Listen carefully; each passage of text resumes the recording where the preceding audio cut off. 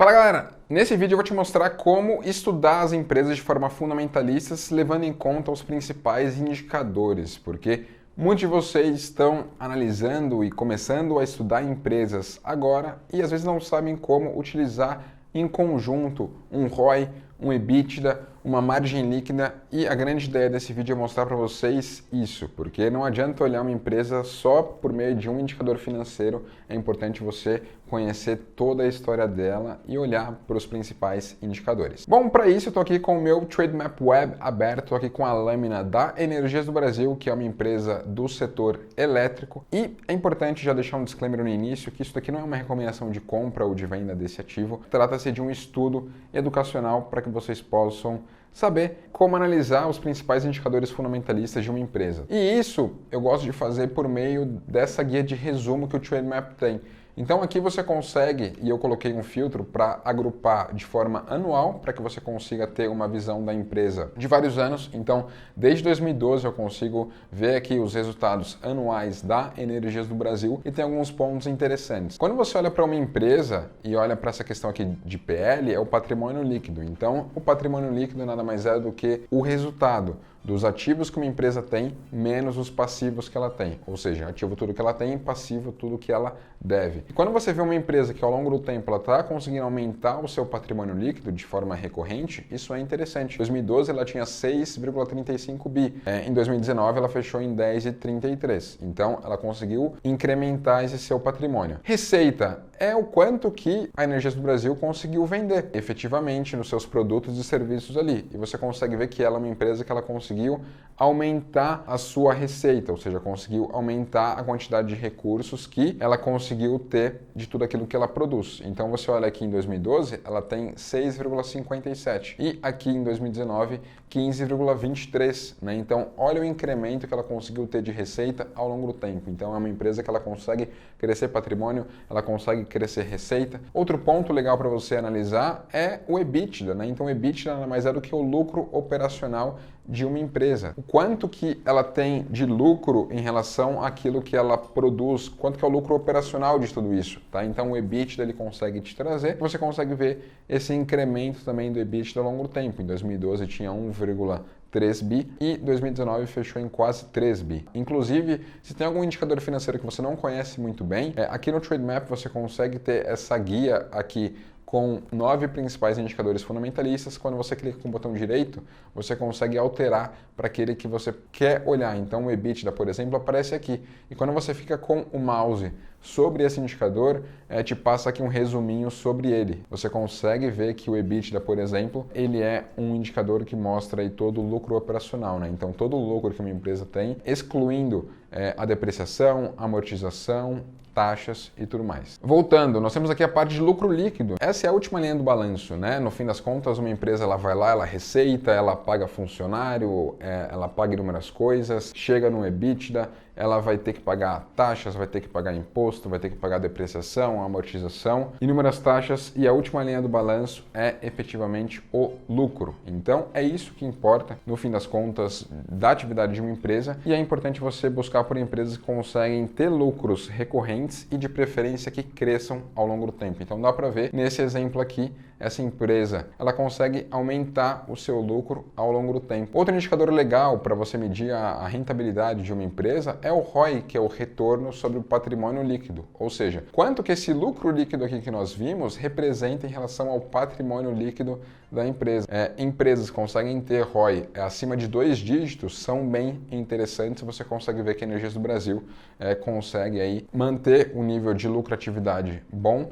E mais recentemente, né, desde 2018, ela consegue ter aí um ROI acima de 2 dígitos. Tem aqui também a margem líquida, que é legal para você saber o quanto que o lucro líquido da empresa representa em relação a tudo que ela receitou. Tá? Então você consegue saber a margem líquida, né, o quanto que fica no bolso do acionista no fim das contas, no fim daquele período. E dá para ver que ela consegue ter uma margem líquida aí acima de 5%, o que acaba sendo interessante também. Então, você olha de um lado a empresa pelo que ela consegue gerar para você, né? Pelo que ela consegue aumentar de patrimônio, pelo que ela consegue aumentar de receita, o que ela consegue aumentar de lucro operacional, de lucro líquido, de ROI, de margem líquida, então tudo isso é um aspecto mais de lucratividade e rentabilidade que você enxerga uma empresa, mas é bom também olhar para uma ótica de endividamento, tá? Porque não é ruim uma empresa ter dívida, principalmente no patamar de juros que nós temos hoje aí, quando gravamos esse vídeo de 2% ao ano, as empresas ficam cada vez mais incentivadas a captar mais recursos para que elas possam crescer, tá? Porque muitas empresas captam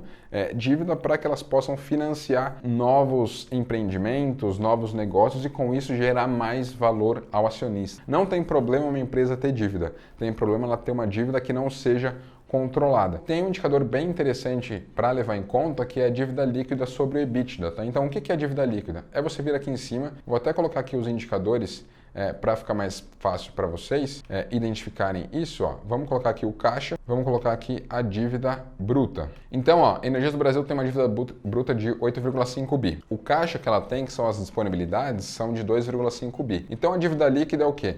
Tudo que uma empresa deve, você subtrai o caixa que ela tem, que são as disponibilidades, e fica a dívida líquida. Ou seja, se eu fosse abater a dívida que a empresa tem hoje, com o caixa que tem, o quanto que restaria? Essa é a dívida líquida, que é de 6 bi. Quando você pega o EBITDA dela, é de 3 bi. Ou seja, esse é o lucro operacional que essa empresa consegue gerar em um ano. Então, você consegue ver que se a empresa trabalhar 2 anos, ela consegue pagar a dívida líquida que ela tem. Esse indicador é legal você levar em conta até 3, tá? Principalmente para o setor elétrico. Então, empresas que têm a dívida líquida sobre EBITDA até 3, elas têm a dívida controlada. Acima disso, já pode ser um pouco mais arriscado. E tem um outro fator que é bem legal de você olhar aqui nesse resumo, é o payout, né? Então, muitas pessoas olham só para o dividendo que uma empresa paga, né? Energias do Brasil pagou aqui no último ano 2,98 e fala, nossa, ela paga pouco, e às vezes compara isso com alguma outra empresa, né? Pelo próprio Trademap você consegue comparar aqui alguns indicadores de mercado aqui, como o próprio dividend yield, né? Em relação a outros pares de mercado, né? Você pegar a Energias do Brasil comparado com a Eletrobras, Taesa e Cemig, você vê que Taesa, por exemplo, ela pagou muito mais. Ela pagou 6% contra uma Energias do Brasil que foi 4,10%. Então, isso é interessante, mas o principal é o payout, né? Porque o payout ele mostra quanto do lucro líquido da empresa, tá? Então, o lucro líquido foi isso daqui, ó. No período foi 1,48 bi. Foi repartido via dividendo, né? Então, ela repartiu via dividendo 549 milhões. Isso dá um payout, né? Ou seja, quanto que esse dividendo representa em relação ao lucro líquido? Representa 37%. Então, para mim, você não pode olhar pura e simplesmente para o dividend yield de uma empresa, né? O quanto que ela distribui. Você tem que olhar para quanto que o que ela distribuiu representa do lucro líquido, porque às vezes tem empresas que elas estão aí distribuindo quase 100% do seu lucro, às vezes um pouco mais, né? Todo o seu lucro e mais um caixa só para ser uma empresa pagadora de dividendo, por exemplo, e às vezes os investidores olharem, mas você tem que ver se essa distribuição de dividendo ela é saudável ao longo do tempo ou não. A grande ideia, galera, desse vídeo é mostrar isso para vocês, né? Que não adianta você às vezes olhar só para a rentabilidade de uma empresa, você tem que olhar também para essa questão de endividamento ao longo do tempo. Você tem que olhar para a questão de caixa, de disponibilidade que ela tem, você tem que olhar para dividendo quando você olha, o quanto que ela distribui em relação ao seu patrimônio, o quanto que ela distribui em relação ao seu lucro, para ver se isso é sustentável ao longo do tempo. Então, não é algo objetivo você estudar uma empresa. É importante você olhar de várias óticas ela, e é importante você encontrar bons indicadores que consigam ser constantes ao longo do tempo. Aqui, inclusive, no Trademap, quando você olha, por exemplo, um EBITDA, você consegue, quando clica nele, acompanhar aqui, né? Então você viu ali de número a número, né? Como se fosse uma planilhazinha naquela guia de resumo do Trademap, mas quando você clica aqui no indicador, você consegue acompanhar ao longo do tempo essa evolução, né? E graficamente fica claro que o EBITDA de Energia do Brasil está crescendo ao longo do tempo, né? Ela está tendo mais lucro operacional. Então, galera, esse foi o vídeo mostrando como usar os principais indicadores fundamentalistas em conjunto. Lembrando que o ativo que está aqui, Energias do Brasil, tem o caráter educacional, tá? Não é uma recomendação de compra ou de venda para você. E claro, comenta aqui embaixo qual o principal indicador fundamentalista que você gosta de analisar as empresas. E se curtiu todo esse conteúdo, deixa aqui o seu like e se inscreva no canal Trademap, porque toda semana tem mais conteúdos para vocês.